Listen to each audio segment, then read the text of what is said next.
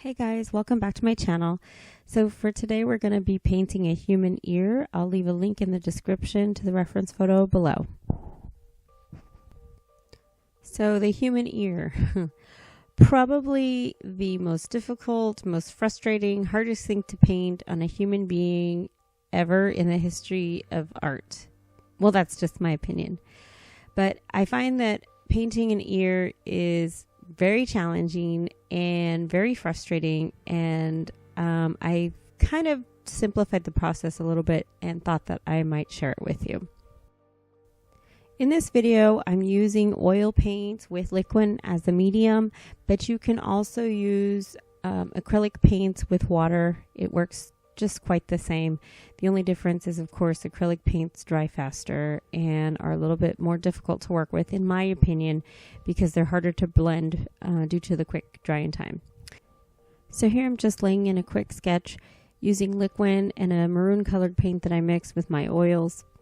Every ear is very different on people, so what I try to do is just take a good look at my reference photo and try to pick out at first where the darks are, where are all the deepest shadows. It helps if you close one eye or squint and just look at the biggest shapes of dark that you see, and that's pretty much how I do every painting. So the darkest portions that you see in the reference photo, I just start painting them in loosely with this deep maroon colored paint.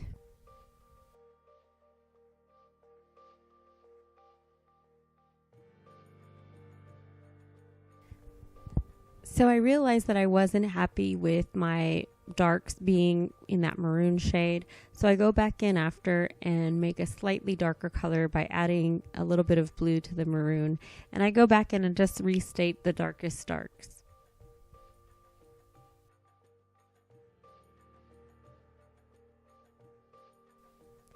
Next, I decide to start going in with my midtones.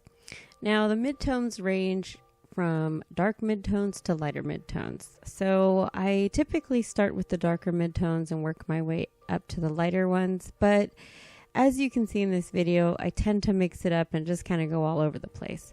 But the one thing that's constant is I am constantly looking at my reference photo.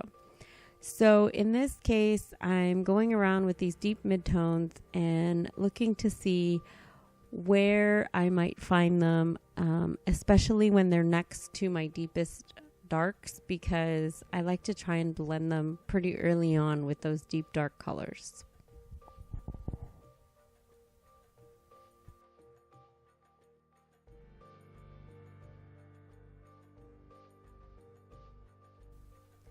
So I just continue blending in some midtones. They might vary a little bit. Some might be a little darker, some might be a little lighter, some might have a little bit more red or more yellow in them. But I just try to go around and fill up the canvas in the areas that has some holes where I know there are midtones. I'm not trying to be totally exact in this painting because it is just a study, just some practice. And the great thing about oils is that they stay wet, so you can go back and adjust the colors as needed later on.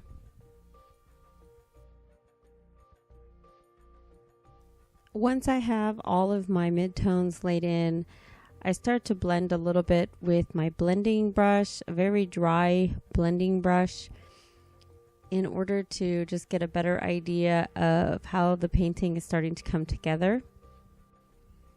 Next, I start the second layer. And in this layer, my darks I felt were a little bit too purpley, so I decided to make them more of a red tint.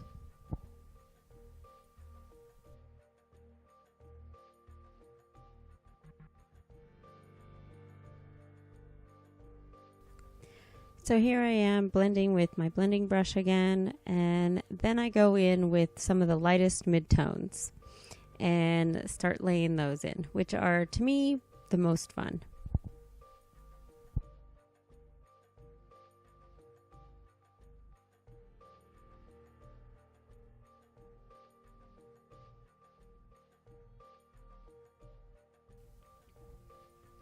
So here I am restating some midtones. I pretty much just do the process that we started with over and over again until I'm happy with what I come up with.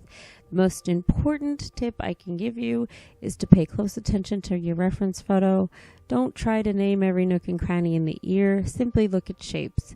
Look at the shapes of the darkest areas. Look at the shapes of the lightest areas. Try to replicate the shapes, not necessarily the correct anatomy of an ear.